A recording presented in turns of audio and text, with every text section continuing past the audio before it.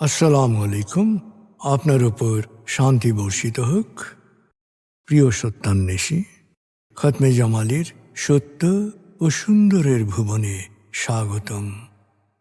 আসলে জীবনকে সুন্দর করার জন্য প্রয়োজন কোরআনের জ্ঞান।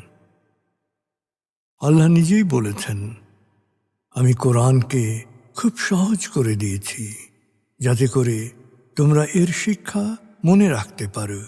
হে মানুষ, তুমি কি এর শিক্ষা হৃদয়ে ধারণ করবে না? সূরা কামারের 17, 22, 32 ও 40 নম্বর আয়াতে 4 বার আল্লাহ এই একই কথা বলেছেন। আসুন আমরা কোরআনের শিক্ষাকে হৃদয়ে ধারণ করার জন্যে পুরোপুরি মনোনিবেশ করি। আর এ প্রয়াসে আমি শহীদ আল বুখারী মহাজাতক আপনার সাথে রয়েছি। হালকাভাবে চোখ বন্ধ করুন, নাক দিয়ে লম্বা দম নিন, ধীরে ধীরে মুখ দিয়ে দম ছাড়ুন।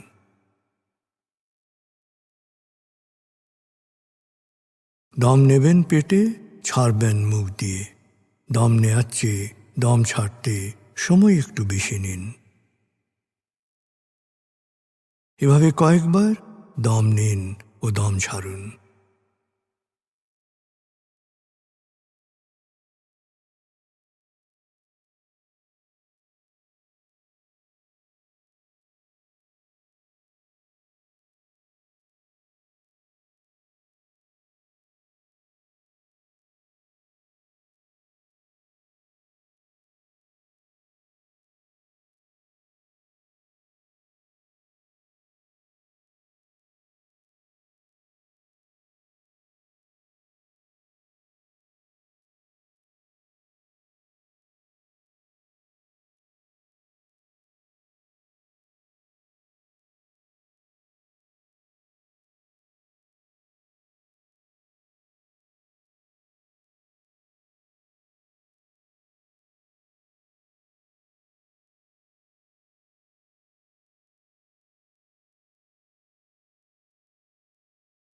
এবার দম স্বাভাবিক হতে দিন।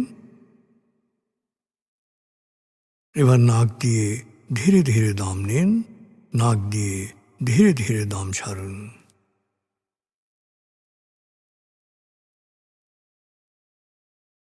এভাবে কয়েকবার দম নিন, দম ছাড়ুন।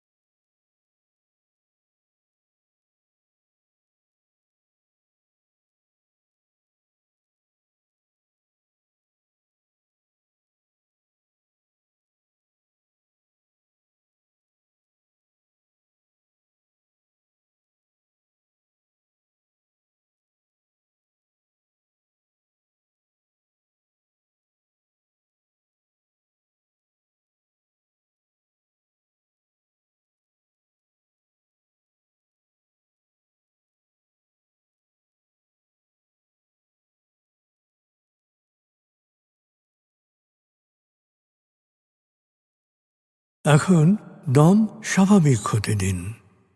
আপনি শুধু দম খেয়াল করুন।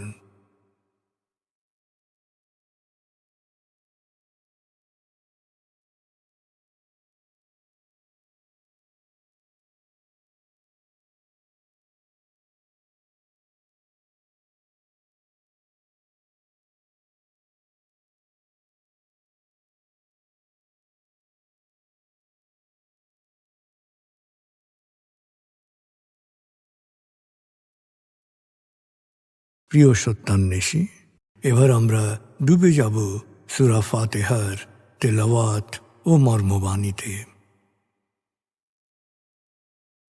1, সূরা ফাতিহা।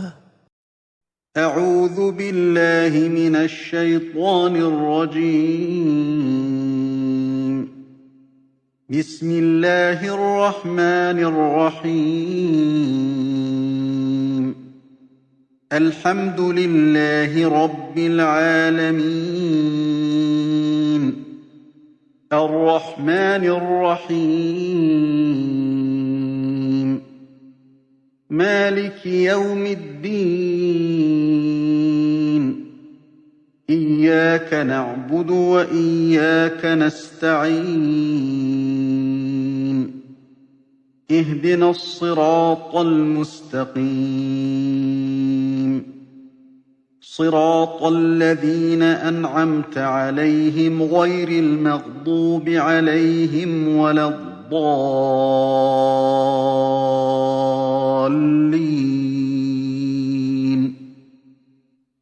দয়াময় মেহেরবান আল্লাহর নামে। সকল প্রশংসা মহাবিশ্বের প্রতিপালক হে আল্লাহ তোমারই জন্যে। তুমি দয়াময় মেহেরবান কর্মফল দিবসের মালিক। আমরা শুধু তোমারই ইবাদত করি, শুধু তোমারই সাহায্য চাই। প্রভু হে, সাফল্যের সরল পথে তোমার প্রিয়জনদের পথে আমাদের পরিচালিত করো।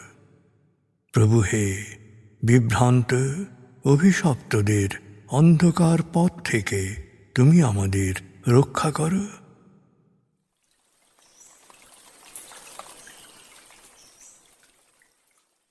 ভাব 53 প্রিয় সত্যান্বেষী, ভাব 52 আয়াতগুচ্ছে আমরা শুনেছি ভালো কাজে উদ্বুদ্ধ করার গুরুত্ব সম্পর্কে।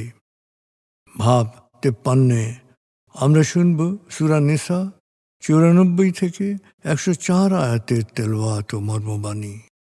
এই আয়াতগুচ্ছে নির্ধারিত সময়ে নামাজ আদায়ের গুরুত্ব সম্পর্কে আলোকপাত করা হয়েছে। 4 সূরা নিসা। بسم الله الرحمن الرحيم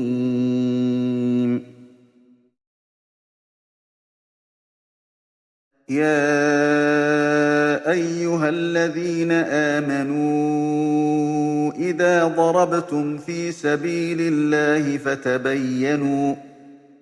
فتبينوا ولا تقولوا لمن ألقى إليكم السلام لست مؤمنا تبتغون عرض الحياة الدنيا فعند الله مغانم كثيرة كذلك كنتم من قبل فمن الله عليكم فتبينوا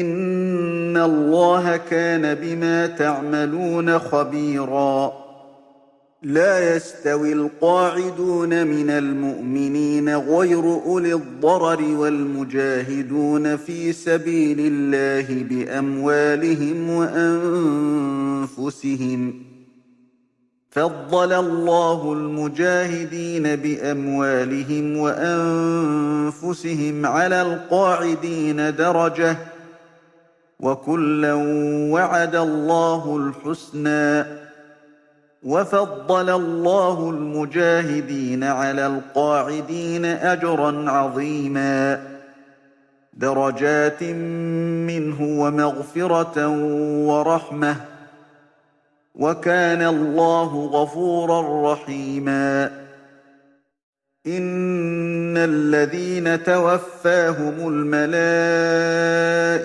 ظالمي أنفسهم قالوا فيم كنتم قالوا كنا مستضعفين في الأرض قالوا ألم تكن أرض الله واسعة فتهاجروا فيها فأولئك مأواهم جهنم وساءت مصيرا إلا المستضعفين من الرجال والنساء والولدان لا يستطيعون حيلة ولا يهتدون سبيلا فأولئك عسى الله أن يعفو عنهم وكان الله عفوا غفورا ومن يهاجر في سبيل الله يجد في الأرض مراغما كثيرا وسعة ومن يخرج من بيته مهاجرا إلى الله ورسوله ثم يدركه الموت فقد وقع أجره على الله وكان الله غفورا رحيما وإذا ضربتم في الأرض فليس عليكم جناح أن تقصروا من الصلاة إن خفتم أن يفتنكم الذين كفروا إن الكافرين كانوا لكم عدوا مبينا وإذا كنت فيهم فأقمت لهم الصلاة فلتقم طائفة منهم معك وليأخذوا أسلحتهم فإذا سجدوا فليكونوا من ورائكم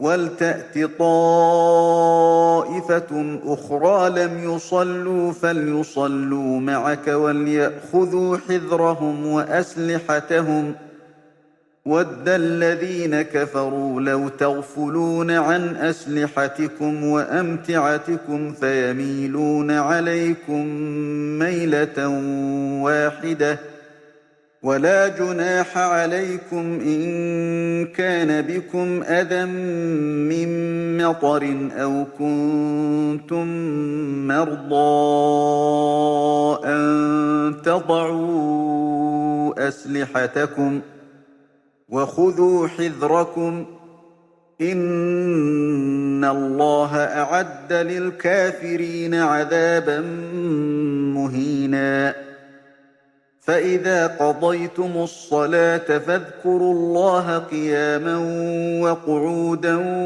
وَعَلَىٰ جُنُوبِكُمْ فَإِذَا اطْمَأْنَنتُمْ فَأَقِيمُوا الصَّلَاةَ إِنَّ الصَّلَاةَ كَانَتْ عَلَى الْمُؤْمِنِينَ كِتَابًا مَّوْقُوتًا وَلَا تَهِنُوا في ابْتِغَاءِ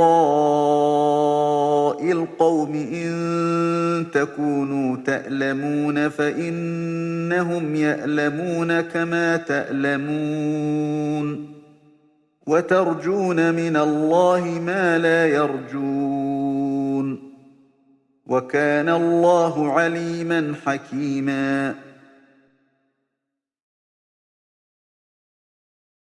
দয়াময় মেহেরবান আল্লাহর নামে।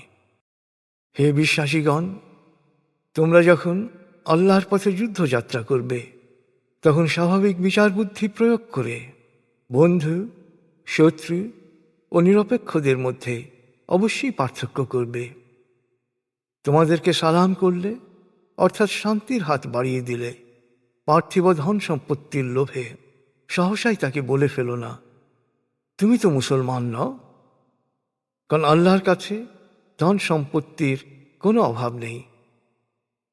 তোমরাও একসময় দোদুল্যমান ছিলে, আল্লাহ তোমাদের উপর রহমত করেছেন। অতএব কে যুদ্ধে লিপ্ত, কে নিরপেক্ষ, কে দোদুল্যমান তা বোঝার চেষ্টা করবে, তারপর সিদ্ধান্ত নেবে। তোমরা যা কিছু করো আল্লাহ তা ভালোভাবেই জানেন। আর বিশ্বাসীদের মধ্যে অক্ষম না হওয়া সত্ত্বেও যারা ঘরে বসে থাকে আর যারা আল্লাহর পথে জান মাল দিয়ে সর্বাত্মক সংগ্রাম করে তারা কখনো মর্যাদায় সমান হতে পারে না। আল্লাহ এদের সবার কল্যাণের ওয়াদা করেছেন। কিন্তু ঘরে বসে থাকা বিশ্বাসীদের চেয়ে জানমাল দিয়ে সর্বাত্মক সংগ্রামে লিপ্ত বিশ্বাসীদের মর্যাদা অনেক উপরে। মহাপুরস্কারের ক্ষেত্রে জানমাল দিয়ে সর্বাত্মক সংগ্রামকারীরাই শ্রেষ্ঠত্বের অধিকারী হবে। আল্লাহর পক্ষ হতেই সকল ক্ষমা, দয়া ও মর্যাদা। আল্লাহ অতীব ক্ষমাশীল, পরম দয়ালু। যারা নিজেরা নিজেদের অনিষ্ট করেছে, নিজেদের সর্বনাশ করেছে, তাদের জান নেওয়ার সময় ফেরেশতারা জিজ্ঞেস করে, তোমরা কেন এমন খারাপ অবস্থায় পড়েছিলে? তারা বলে, আমরা অসহায় ছিলাম। ফেরেশতারা বলে, কেন? আল্লাহর জমিন কি অনেক প্রশস্ত ছিল না? তোমরা কি এই জনপদ ছেড়ে অন্য জনপদে হিজরত করতে পারতে না? ওরাই বাস করবে জাহান্নামে, আর বাসস্থান হিসেবে তা কতই না নিকৃষ্ট। তবে যেসব অসহায় নরনারী ও শিশু, যারা কোনো শক্তি সঞ্চয় করতে পারেনি এবং কোনো সঠিক পথও পায়নি, আল্লাহ তাদের পাপ মোচন করে দিতে পারেন, কারণ আল্লাহ যথার্থই পাপ মোচনকারী, অতীব ক্ষমাশীল। আর যে কেউ অন্যায়ের রাজত্ব ছেড়ে আল্লাহর পথে হিজরত করবে, সে পৃথিবীতে বহু আশ্রয়স্থল ও প্রাচুর্য লাভ করবে। আল্লাহ ও রসুলের পথে হিজরত করার সময় পথে কারো মৃত্যু হলে তার পুরস্কার আল্লাহর কাছে অবধারিত। আল্লাহ অতীব ক্ষমাশীল, পরম দয়ালু। সত্য অস্বীকারীদের তরফ থেকে কোনো বিপদের আশঙ্কা করলে সফরকালে নামাজ সংক্ষিপ্ত করার মধ্যে কোনো দোষ নেই। আসলে সত্য অস্বীকারীরা তোমাদের প্রকাশ্য শত্রু। হে নবী, তুমি যখন বিশ্বাসীদের সাথে থাকবে এবং যুদ্ধাবস্থায় নামাজে ইমামতি করবে, তখন সঙ্গীদের দুদলে ভাগ করবে। প্রথম দল তোমার পেছনে সশস্ত্র অবস্থায় নামাজে দাঁড়াবে এবং প্রথম রাকাতের সেজদা সম্পন্ন করে পেছনে চলে যাবে এবং সশস্ত্র ও সতর্ক অবস্থায় থাকবে। তখন দ্বিতীয় দল তোমার পেছনে এসে সশস্ত্র অবস্থায় নামাজে দাঁড়াবে ও নামাজ সম্পন্ন করবে। তোমাদের সবসময় সশস্ত্র ও সতর্ক থাকতে হবে। সত্য অস্বীকারীরা সবসময় সুযোগের সন্ধানে থাকবে। তোমরা একটু অসতর্ক হলেই তারা তোমাদের উপর নৃশংস হামলা চালাবে। অবশ্য বৃষ্টি বাদলের জন্যে কেউ কষ্ট পেলে বা অসুস্থ হলে অস্ত্র রেখে দেয় কোনো দোষ নেই, কিন্তু শত্রুর ব্যাপারে সবসময় সতর্ক থাকবে। অবশ্য আল্লাহ সত্য অস্বীকারীদের জন্যে অপমানকর শাস্তি প্রস্তুত রেখেছেন। এরপর নামাজ শেষ করে দাঁড়িয়ে, বসে বা শুয়ে আল্লাহকে স্মরণ করবে। যখন পারিপার্শ্বিক নিরাপত্তা লাভ করবে, তখন যথাযথভাবে নামাজ কায়েম করবে। নির্ধারিত সময়ে নামাজ কায়েম করা বিশ্বাসীদের জন্যে ফরজ। শত্রুর সন্ধানে বা তাদের পশ্চাৎ ধাবনে কখনো শিথিলতা বা দুর্বলতা প্রদর্শন করো না। মনে রেখো, এটা তোমাদের জন্য কষ্টকর হলে ওদের জন্যও কষ্টকর। আর পার্থক্য এই, তোমরা এই কষ্টের বিনিময়ে আল্লাহর কাছ থেকে যা প্রত্যাশা করতে পারো, তারা তা পারে না। আল্লাহ সর্বজ্ঞ, প্রজ্ঞাময়।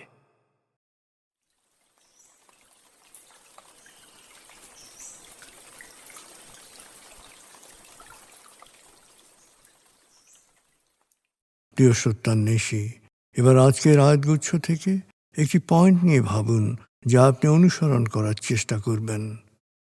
ভাবনাটা হতে পারে, নির্ধারিত সময়ে নামাজ কায়েমে আপনি কতটা আন্তরিক। অবলোকন করুন।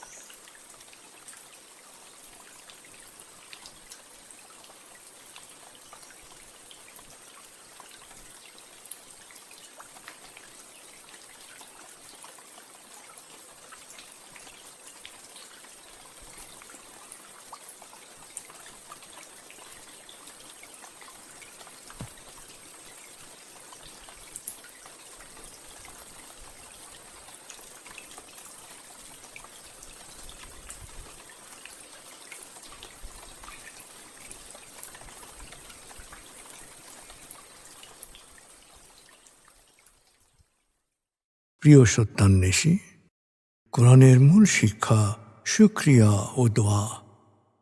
প্রভু আপনাকে যা দিয়েছেন সেই জন্যে বারবার কৃতজ্ঞতা প্রকাশ করুন, তাকে হৃদয়ের গভীরে স্মরণ করুন।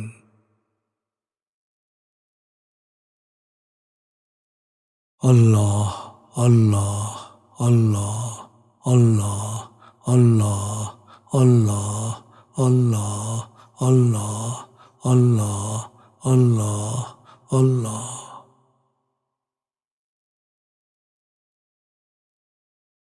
আস্তাগফিরুল্লাহ আস্তাগফিরুল্লাহ আস্তাগফিরুল্লাহ আস্তাগফিরুল্লাহ আস্তাগফিরুল্লাহ আস্তাগফিরুল্লাহ আস্তাগফিরুল্লাহ আস্তাগফিরুল্লাহ আস্তাগফিরুল্লাহ আস্তাগফিরুল্লাহ আস্তাগফিরুল্লাহ।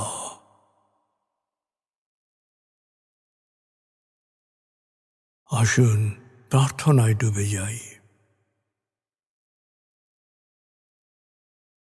হে আমাদের প্রতিপালক, আমাদের ইহকাল ও পরকালের কল্যাণ দান করো।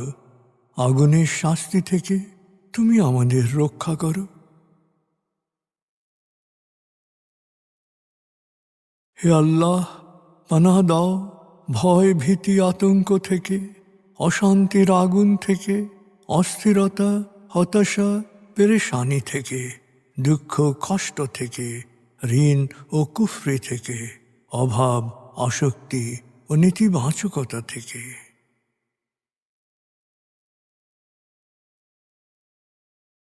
হে আমাদের প্রতিপালক, আমাদের বেহিসাব রিজিক দান করো।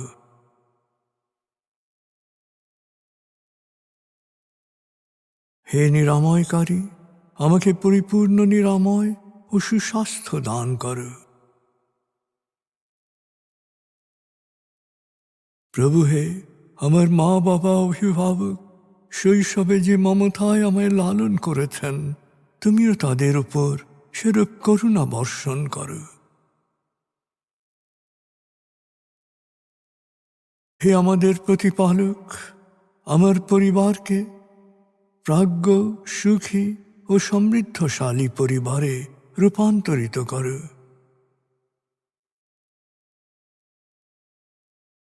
হে করুণাময়, আমাদের কোয়ান্টাম ফাউন্ডেশনকে, আমাদের সংঘকে তুমি কবুল করো। সংঘের প্রতিটি কাজে প্রবৃদ্ধি দান করো। সংঘের সবার উপর তোমার রহমত ও করুণা বর্ষণ করো।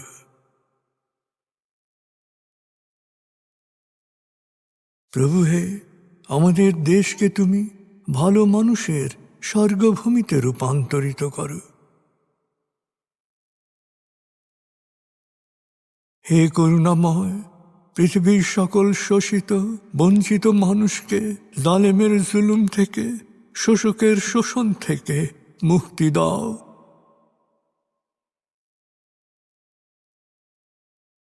প্রভু হে, ভালো ভাবা, ভালো বলা, ভালো করা ও ভালো থাকার অফুরন্ত শক্তি আমাকে দাও। আমি যেন সব সময় নিজের ও অন্যের যত্ন নিতে পারি। প্রভু হে, আমাকে বিশ্বাসী সৎকর্মশীল সংঘবদ্ধ মানুষ হিসেবে মৃত্যু দান করো।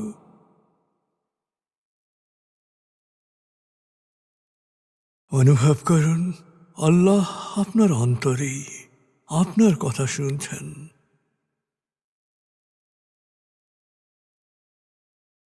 আল্লাহ আল্লাহ আল্লাহ আল্লাহ আল্লাহ বলতে বলতে মনের সকল আকুতি তাঁর কাছে পেশ করুন।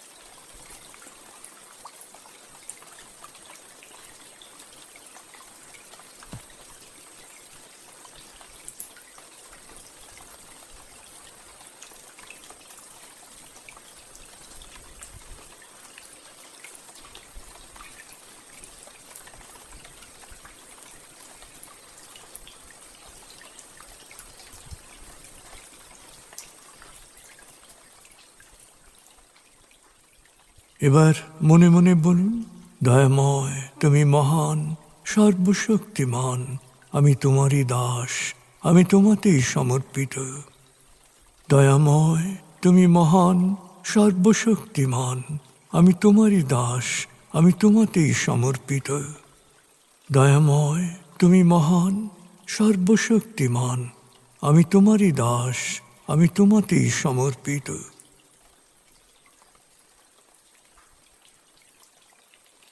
অনুভব করুন আল্লাহ আপনার প্রার্থনা কবুল করেছেন।